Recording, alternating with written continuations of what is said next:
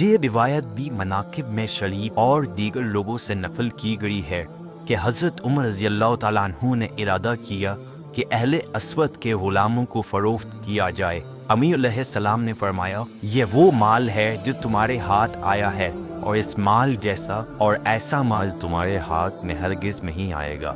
اگرچہ تم نے ان کو اسلام میں داخل ہونے کے بعد فروخت کیا تو تم ان کی کوئی قیمت نہیں لے سکتے۔ حضرت عمر رضی اللہ تعالیٰ عنہ نے کہا، پھر کیا حکم ہے؟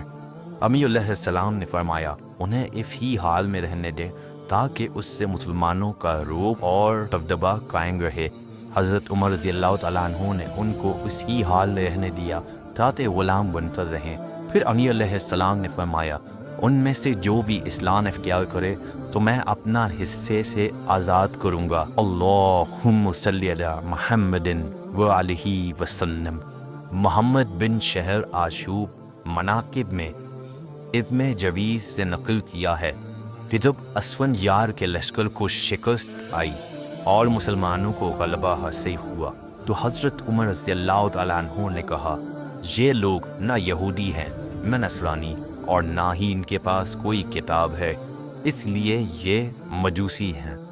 امیر علیہ السلام نے فرمایا، ان کے پاس کتاب تھی پر وہ آسمان کی طرف اٹھا لیا گیا ہے۔ سبب یہ ہے کہ ان کا ایک بادشاہ تھا جس نے نشے کی حالت میں اپنی بیٹی سے زنا کیا، اور کچھ کہتے ہیں کہ اس نے اپنی بہن کے ساتھ بدفعلی کی۔ جب بادشاہ کا نشہ اترا تو اس نے کہا، اس سے بچنے کی کیا حالت ہو سکتی ہے؟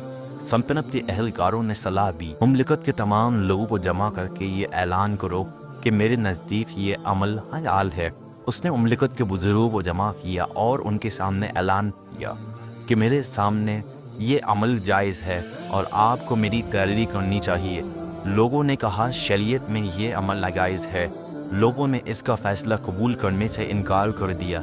بادشاہ کو غصہ آیا اور اس میں حکم دیا کہ کچھ کھڈے کھودے گئیں، اور جو بھی شخص انکار کرے اس کو کھڈے میں ڈالا جائے، اور جو قبول کرے اسے چھوڑ دیا جائے۔ اسی بد رسم کے رائج ہونے سے ان میں سے خدا کی کتاب اٹھا لی گئی۔ اللہم صلی علی محمد وآلہ وسلم۔ مناقب اور ناسخ میں ابو الفتوح کی روایت ہے کہ حضرت عمر رضی اللہ تعالیٰ عنہ کے دور خلافت میں شادی شدہ عورت میں ایک چھوٹے لڑکے سے ہم بستری کی، جس پر حضرت عمر رضی اللہ تعالیٰ عنہ نے حکم دیا کہ عورت کو سنسار کیا جائے۔ اسی محفل میں حضرت علی علیہ السلام بھی اتفاق سے موجود تھے۔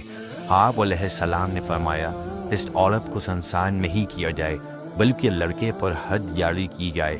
حضرت عمر رضی اللہ تعالیٰ عنہ نے کہا، اللہ مجھے ان ساعتوں میں زندہ نہ رکھے جس میں علی علیہ السلام نہ ہو۔